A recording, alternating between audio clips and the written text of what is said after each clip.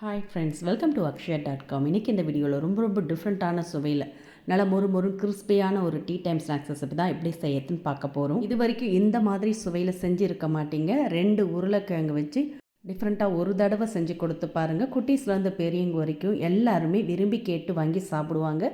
இனி அடிக்கடி செய்ய சொல்லி கேட்பாங்க. இப்போ செய்யறதுக்கு ஃபஸ்ட்டு மிக்சிங் பவுலில் அரைக்கப்பளவுக்கு ரவை, வறுத்த ரவை, வறுக்காத எதுவாக இருந்தாலும் சேர்த்துக்கங்க. கூடவே அரைக்கப்பளவுக்கு கோதுமை மாவு, அரை கப் ரவை, அரை கப் கோதுமை மாவு சேர்த்துட்டு இதோட கொஞ்சமாக உப்பு சேர்த்துக்கங்க.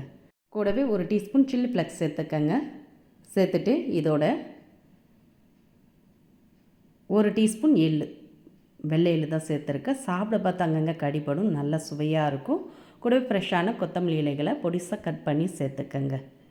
சேர்த்துட்டு இதோட 1 டீஸ்பூன் அளவுக்கு சமையல் எண்ணெயும் சேர்த்து நல்ல மாவோடு கலந்துக்கங்க. எண்ணெய் சேர்த்துருக்கோம், சின்ன கட்டிகளாக இருக்கும், அதை எல்லாத்தையும் உடைச்சி விட்டு இது மாதிரி நல்லா கலந்த பிறகு இதுலேருந்து ஒரு 2 டீஸ்பூன் அளவுக்கு எடுத்து ஒரு மிக்சிங் பவுலில் மாற்றி எடுத்து வச்சுக்கோங்க. கடைசியாக சேர்த்துக்கலாம். ஒரு 2 டீஸ்பூன் அளவுக்கு மட்டும் எடுத்திங்கன்னா போதும், அதிகமாக தேவையில்லை. இது அப்படியே இருக்கட்டும். இப்போ இதில் கொஞ்சமாக தண்ணீர் விட்டு கொஞ்சம் லூஸாக பிசைஞ்சிக்கங்க. ரவை சேர்த்துருக்கோம், தண்ணீர் நல்லா உறிஞ்சும். அதனால் கொஞ்சம் நெழுப்பாக பிசைஞ்சிங்கன்னா ஊறினதும் நல்லா சாஃப்டாக கிடைக்கும். பாருங்கள், இது மாதிரி லைட்டாக நெழுப்பாக பிசைஞ்சிட்டு அப்படியே பிளேட் போட்டு மூடிடுங்க. ஒரு 8லேருந்து 10 நிமிஷம் அப்படியே ஊறட்டும். இப்போ இதுக்கு வேண்டிய ஸ்டஃபிங் ரெடி பண்ணிக்கலாம். அதுக்கு 2 மீடியம் சைஸ் உருளைக்கிழங்கு வேக வச்சு தோல் உரித்து எடுத்து வச்சுருக்கேங்க. இந்த உருளைக்கிழங்கோட எடை ஒரு 150 கிராம் அளவுக்கு இருக்கும். இதை கிரேட்டரில் துருவி சேர்த்துக்கங்க. மஸ்ட்டு சேர்த்திங்கன்னா சிறு கட்டிகளாக இருக்கும், அதனால் துருவி சேர்த்துக்கங்க.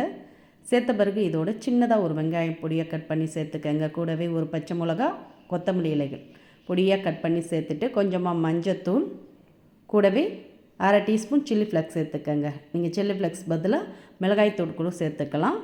அரை டீஸ்பூன் கரம் மசாலா பொடி, 1/4 டீஸ்பூன் சாட் மசாலா பொடி, கொஞ்சமாக உப்பு, அரை டீஸ்பூன் அளவுக்கு இஞ்சி பூண்டு விழுது சேர்த்து எல்லாத்தையும் நல்லா கலந்து பிசைஞ்சு எடுத்துக்கங்க. இது மாதிரி மசாலா நல்லா எல்லா இடம் பரவற மாதிரி கலந்து பிசைஞ்சு எடுத்து வச்சுக்கோங்க. இது அப்படியே இருக்கட்டும். இப்போ ஃபில்லிங் ரெடியாக எடுத்து இப்போ நம்ம ஏற்கனவே 2 டீஸ்பூன் அளவுக்கு மாவு எடுத்து வச்சோம்ல, ரவையும் கோதுமை மாவும் கலந்த மிக்சிங், அதில் கொஞ்சமாக தண்ணீர் விட்டு கட்டிகள் இல்லாமல் நல்லா கொஞ்சம் தண்ணியாகவே கலந்துக்கங்க. நம்ம இதில் டிப் பண்ணி தான் எடுத்து போட போகிறோம், அதனால் ரொம்ப திக்காக இல்லாமல் இது மாதிரி கொஞ்சம் தண்ணியாகவே கலந்து எடுத்து வச்சுக்கோங்க. ரவை இருக்கிறதுனால ஊறுச்சுன்னா கொஞ்சம் திக்காகும். இப்போ பிசைஞ்சு மூடி வச்ச மாவை திறந்து பார்த்துக்கலாம். சரியாக ஒரு 8 நிமிஷம் ஊறின பிறகு திறந்துட்டு இது மாதிரி நல்லா அழுத்தி ஒரு முறை பிசைஞ்சிக்கங்க. ரவை கோதுமை மாவோட ஊறி நல்லா சாஃப்டாக வந்திருக்கு. இப்போ பிசைஞ்சு எடுத்த மாவை எல்லாத்தையுமே எடுத்து இது மாதிரி கவுண்டர் டாப்பில் கோதுமை மாவை நல்லா பெரட்டி எடுத்து தேய்ச்சிக்கங்க. குழவியால் எந்த அளவுக்கு மெலிசாக தேய்க்க முடியுமோ அந்த அளவுக்கு நல்லா மெலிசாக தேய்ச்சிக்கங்க. மொத்த மாவையுமே நான் தேய்ச்சிருக்கேன், அதனால் நல்லா பெருசாகவே வரும். இப்போ தேய்ச்ச பிறகு இதில் நம்ம கலந்து வச்ச உருளைக்கிழங்கு மசாலா ஸ்டஃபிங்கை இது மாதிரி ஓரங்கள் போகாமல் இது மாதிரி நடுவுலே அப்படியே நிரவி விட்டுடுங்க. ரொம்ப தடிமனாக இல்லாமல் இது மாதிரி நல்லா மெலிசாக பரப்பின பிறகு இப்போ மாவோட அடியிலேருந்து அப்படியே எடுத்து டைட்டாக ரோல் பண்ணிக்கங்க. இது மாதிரி டைட்டாக ரோல் பண்ணிங்கன்னா ஈஸியாக ரோல் ஆகும். அப்போ தான் நம்மளுக்கு லேயராக கிடைக்கும். இப்போ அதை அப்படியே லைட்டாக கையால் உருட்டிக்கங்க. உருட்டிட்டு ஓரங்கள் 2த்தையுமே அப்படியே மடித்து விட்டு இது மாதிரி ஈவனாக சமனாக கைகளாலே உருட்டிக்கங்க. உருட்டிட்டு கத்தியால் சின்ன பீசஸாக கட் பண்ணி எடுத்துக்கங்க. ரொம்ப பெருசாக இல்லாமல் ஒரு 1/2 இன்ச்சு கேப்புக்கு இது மாதிரி சின்னதாக கட் பண்ணி எடுத்துக்கங்க. ரொம்ப சூப்பராக அருமையாக இருக்கும். இது வரைக்கும் இந்த மாதிரி செஞ்சு கொடுத்து சாப்பிட்டு இருக்கவே மாட்டீங்க. கண்டிப்பாக ஒரு முறை ட்ரை பண்ணி பாருங்கள். அது வீட்டில் இருக்கக்கூடிய கோதுமை, ரவை, உருளைக்கிழங்கு வச்சு நல்ல ஒரு ஃபில்லிங்கான ஸ்நாக்ஸ் ரெசிபி.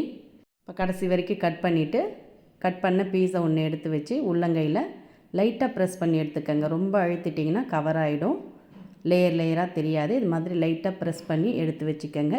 எல்லாத்தையுமே இதே மாதிரி ரெடி பண்ணி எடுத்து பிளேட்டில் வச்சுட்டு நம்ம ஏற்கனவே கரைச்சி வச்சுருந்த மாவில் இதை அப்படியே டிப் பண்ணி எடுத்து ஷாலோ ஃப்ரை பண்ணிக்கங்க.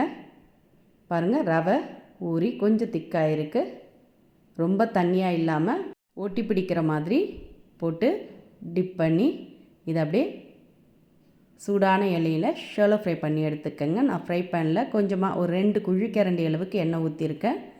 இதில் எல்லாத்தையுமே நல்லா டிப் பண்ணி எடுத்து ஒன்றோடு ஒன்று ஒட்டாமல் இது மாதிரி கேப் விட்டு போட்டு பொரித்து எடுத்துக்கங்க. அதிக நேரம் எடுக்காது, உடனே பொரிஞ்சு வந்துடும். நம்ம ரவெல்லாம் சேர்த்ததுனால நல்லா கிறிஸ்பியாக உருளைக்கிழங்கு மசாலா ஸ்டஃபிங்கோட சுவையாக அருமையாக இருக்கும். நல்ல ஒரு ஃபில்லிங்கான டீ டைம் ஸ்நாக்ஸாகவும் இருக்கும்.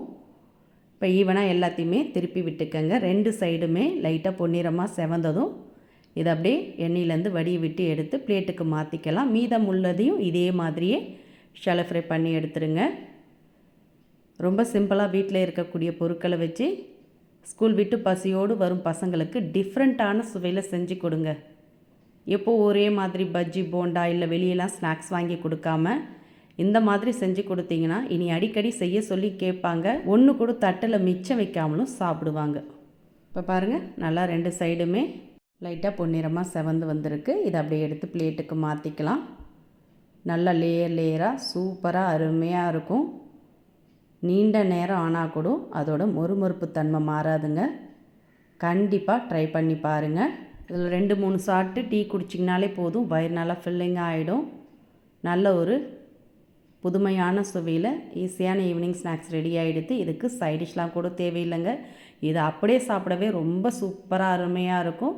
நீங்கள் சாஸ் தொட்டு கூட சாப்பிட்லாம், இன்னும் அற்புதமாக இருக்கும். இந்த புதுமையான ரெசிபி உங்களுக்கு பிடிச்சிருந்தால் வீடியோக்கு ஒரு லைக் கொடுங்க. ஃப்ரெண்ட்ஸ் அண்ட் ரிலேட்டிவோடு இந்த வீடியோவை நிறைய ஷேர் பண்ணுங்கள். மறக்காமல் நம்மளுடைய சேனலையும் சப்ஸ்கிரைப் பண்ணி வச்சுக்கோங்க. மீண்டும் இது மாதிரி சிம்பிளான புதிய வீடியோவில் நாளை சந்திக்கலாம்.